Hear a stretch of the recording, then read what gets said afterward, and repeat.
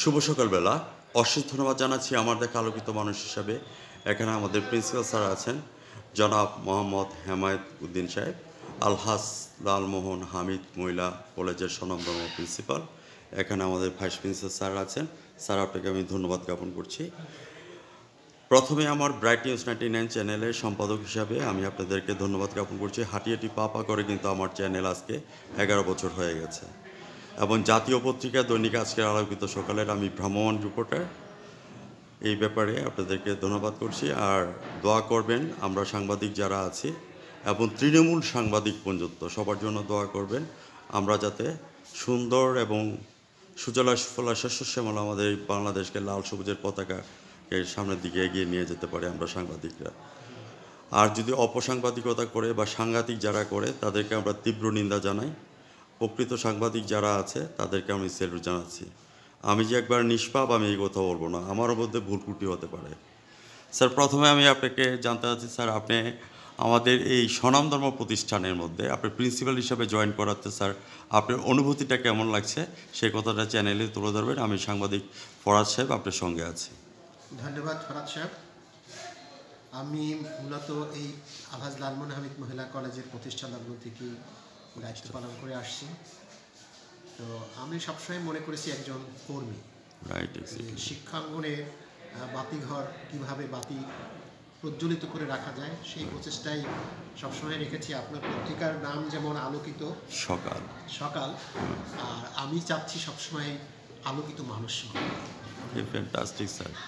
এই লক্ষ্যকে মিশন এবং ভীষণ করে আমি বিকেল গড়িয়ে যাচ্ছে, অর্থাৎ আমি 2030 তারিখে রিটায়ারমেন্টে যাব, 30 ডিসেম্বর। তো বেশি দিন আমার অবসরে বাকি নেই, কিন্তু আমি কখনই মনে করি না যে আমি অবসরে যাচ্ছি। আমি প্রতি মুহূর্তেই এনজয় করতে চাচ্ছি।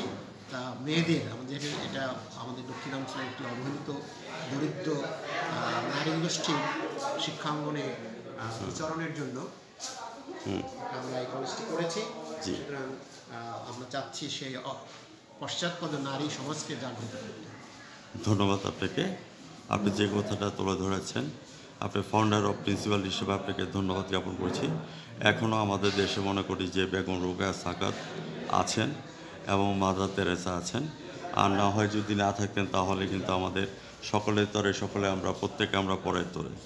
তো সেই সুবাদে স্যার আপনি কারেকশন আছে যে ফাউন্ডার প্রিন্সিপাল আমাদের একজন স্যার ছিলেন, শাহ আলম স্যার। আচ্ছা, পাইলট স্কুলের প্রধান শিক্ষক ছিলেন। উনি আমার স্কুল জীবনেরও শিক্ষক ছিলেন, কলেজেও উনি কিছুদিন আমাদের সঙ্গে কাজ করিয়েছেন। ওকে, এরপরে আমি দায়িত্ব নিই। আচ্ছা, যাই হোক, আমার স্লিপ অফ টাং হয়ে গেছে, সেটার জন্য আমি দুঃখিত পেয়ে গেছি। যাই হোক, আমি এডিটিংয়ের মধ্যে এটা নিয়ে আসবো, যেহেতু আমি লাইভ নিচ্ছি না। প্রথমে স্যার আমি আপনার কাছে জানতে চাচ্ছি এবং আমাদের ভাইস প্রিন্সিপাল স্যার আছেন, স্যারকেও আমি ধন্যবাদ জ্ঞাপন করছি। আমার প্রথম কোশ্চেন, একজন শিক্ষার্থী ভালো রেজাল্ট করতে গেলে শিক্ষক, অভিভাবক, স্টুডেন্টের কী ধরনের পারফরমেন্স থাকলে আমরা আলোকিত স্টুডেন্টকে পেতে পারি? সম্মানিত প্রিন্সিপাল স্যার। ভালো কথা বলছেন। একজন শিক্ষার্থী আমাদের শিক্ষাঙ্গনের স্টেক হোল্ডার, ওরাই হচ্ছে আমাদের মূল অংশীজন। তো ওদের শিক্ষা দেওয়ার জন্য আমাদের যারা আমরা শিক্ষক আছি তাদেরকে মার্জিত এবং পরিশীলন হওয়া প্রয়োজন। পাশাপাশি আমাদের শিক্ষাঙ্গনের যেসব উপকরণ সেটা সঠিক পর্যায়ে যথাসময়ে যদি আমরা ওদের হাতে তুলে দিতে পারি তাহলে ওদের শিক্ষা কার্যক্রমকে অব্যাহত রাখতে অনেকটা সহায়তা হয়। আমার কাছে মনে হয় যে আপনি যে এক্সাম্পলটা দিয়েছেন, একজন শিক্ষার্থী ভালো রেজাল্ট করার ক্ষেত্রে শিক্ষক, অভিভাবক এবং স্টুডেন্ট মানে জাস্ট একটা ত্রিভুজের সাথে জিনিসটাকে তুলনা করেছেন। সেই ক্ষেত্রে আপনাকে আমি ধন্যবাদ জ্ঞাপন করছি।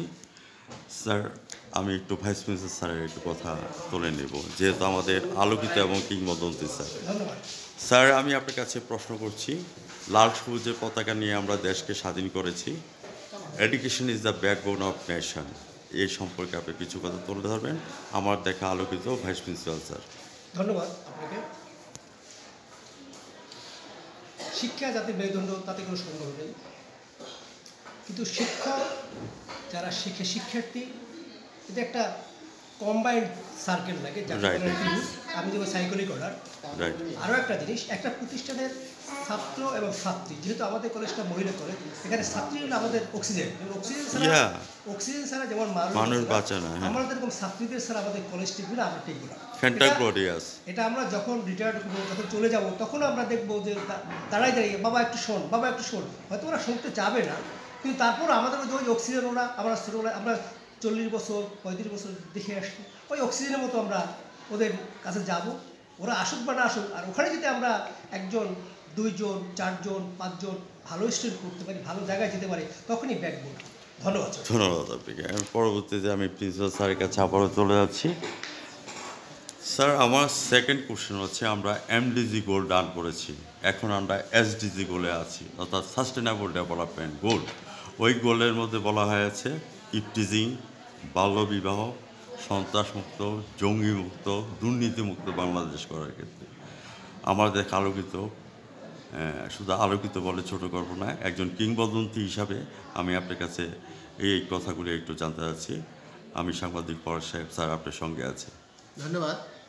ইফটিজিং আমাদের কলেজের যে পরিধি আছে সেখানে সুযোগ নেই, যেহেতু আমি নিজে সহ আমাদের সহকর্মী শিক্ষকদের নিয়ে আমরা ভ্রাম্যমান টিম করেছি, Yes. যারা আমরা সকাল কলেজ বসার আগে থেকেই, আমরা যেহেতু কলেজ আমাদের 9:15টায় বসে, রাইট, এক্স্যাক্টলি। আমরা 8:30 থেকেই ভ্রাম্যমান টিম থাকে আমাদের, ওরা নক করে, কখনো কোনো জায়গায় ব্যাপক সমস্যা হলে আমি নিজে গিয়ে নিয়ন্ত্রণ করি। আর এখানকার আমাদের যেহেতু স্থানীয় আমরা, সে কারণে এখানে টিচারদের দৌরত্ব আমাদের পাত্তা নেই না। That means zero tolerance. আমাদের মেয়েদেরকেও আমরা এমনভাবে শানিত করেছি যে তুমি শুধু মেয়েই নও, তুমি একজন সমাজের সংস্কারক হিসাবে কাজ করবে। Right, exactly. আজকে তোমাকে ইফটিজ করলে তুমি তার প্রত্যুত্তর হাতে হাতে দিয়ে দেবে, এখানে ভদ্রতার কোনো জায়গা নেই। বাই দ্য ওয়ে স্যার, একজন আলোকিত প্রিন্সিপাল হিসাবে এবং কিংবদন্তি হিসাবে, এবং আমাদের কিংবদন্তি স্যারও আছেন, তো সেই ক্ষেত্রে আমি জানতে চাচ্ছি, আমাদের ইউনো স্যার, জেলা প্রশাসক, পুলিশ সুপার, ওসি সাহেব এই ব্যাপারে আপনাদেরকে কেমন সহযোগিতা করছে? যথেষ্ট সহজ। ধন্যবাদ আপনাকে। আমাদের এখানকার ওসি সাহেব প্রায়শই আমার এখানে আসেন, উনি ইফটিজিংয়ের উপরে মেয়েদের সাথে মত বিনিময় করেন। এখানকার এএসপি সার্কেল মহোদয়ও আমার এখানে আসেন, উনি প্রায় এখানে আসেন, একটু সময় পেলেই ওনার মনে হয় যেন একটু মহিলা কলেজে ঘুরে আসেন, মেয়েদের সাথে কথা বলেন, এবং মেয়েরাও যথেষ্ট আন্তরিকতার সাথে তার রেসপন্ড করেন। আর ইউনো মহোদয়রা তো একটু ব্যস্ত থাকেন, তার মধ্যেও বিভিন্ন সময় একটু আমরা আমন্ত্রণ জানালে আসি। তো সেরকম ইউনোদের সময় স্যাররা মিটিংয়ে যাই, কথা বলি ফর্মে, তবে আমাদের লোকাল প্রশাসন যথেষ্ট। ধন্যবাদ আপনাকে, প্রশাসন বিভাগকে আপনি ধন্যবাদ জ্ঞাপন করেছি। পরবর্তীতে আমি সাক্ষাৎকারের শেষ পয়েন্টের মধ্যে চলে আসছি। আমাদের এখানে কিংবদন্তি প্রিন্সিপাল স্যারকে আবারও ধন্যবাদ জ্ঞাপন করছি ভাইস প্রিন্সিপাল হিসেবে। অবশেষে আমি আপনার কাছে জানতে চাচ্ছি, সাক্ষাৎকারের শেষ পয়েন্টে চলে আসছি আমি। What's your next dream and next goal? Dream and goal একটাই আমার, সেটা হলো গিয়ে মানুষকে মানুষ হিসেবে গড়া। সেই লক্ষ্য যেদিন বাস্তবায়ন করতে পারবো, সেই দিন মনে করবো আমি কিছুটা সার্থক করেছি। অবশেষে আমি বলবো, উষার মরুর ধূসর বুকে যদি একটি পাহাড় গড়ো, তার চেয়েও অনেক বড় একটি মানুষ হিসাবে গড়া। এই একটি মানুষকে মানুষ হিসাবে গড়ার আমৃত্যু চেষ্টাই আমার অভ্যর্থনা। ধন্যবাদ। খুব সুন্দরভাবে একটি কথা তুলে ধরেছেন। আমার মনে পড়ে যায়, আমি কিংবদন্তির কথা বলছি, আমি আমার পূর্বপুরুষের কথা বলছি, যার করতলে পলিমাটির সৌরভ ছিল, যার পিঠে রক্ত জবার মতো ক্ষত ছিল। আমি একজন কবি এবং কবিতা এবং একজন আদর্শ প্রিন্সিপাল স্যার এবং ভাইস প্রিন্সিপাল স্যারের কথাগুলি তুলে ধরেছি। আবু জাফর ওবায়দুল্লাহ লিখা আমি কিংবদন্তি কবিতাটি আজকের এই বিশেষ দিনে আপনাদের জন্য আমি উৎসর্গ করে দিয়ে গেলাম। ধন্যবাদ। ভিউয়ার্স, যারা আমার চ্যানেলের সামনে আছেন, আজ রাত 9:15 আমাদের সোশ্যাল মিডিয়া আছেন ব্রাইট নিউজ 99 চ্যানেলে আমি সম্পাদক, এবং জাতীয় পত্রিকা দৈনিক আজকের আলোকিত সকালে আপনারা সঙ্গে থাকবেন, এবং আজ রাত 9:15 আমার চ্যানেল থেকে আমাদের কিংবদন্তি স্যারদের কথাগুলি তুলে ধরলাম। আপনারা শেয়ার করবেন, কমেন্টস করবেন এবং আলোকিত মানুষের প্রতিধ্বনিগুলি বাস্তবে তোলার জন্য করবেন, সেই প্রত্যাশা নিয়ে আমি সাংবাদিক ফারুক সাহেব বিদায় রেখা টানছি। স্যার ভালো থাকেন, সুস্থ থাকেন। ধন্যবাদ আপনাকে এবং আমাদের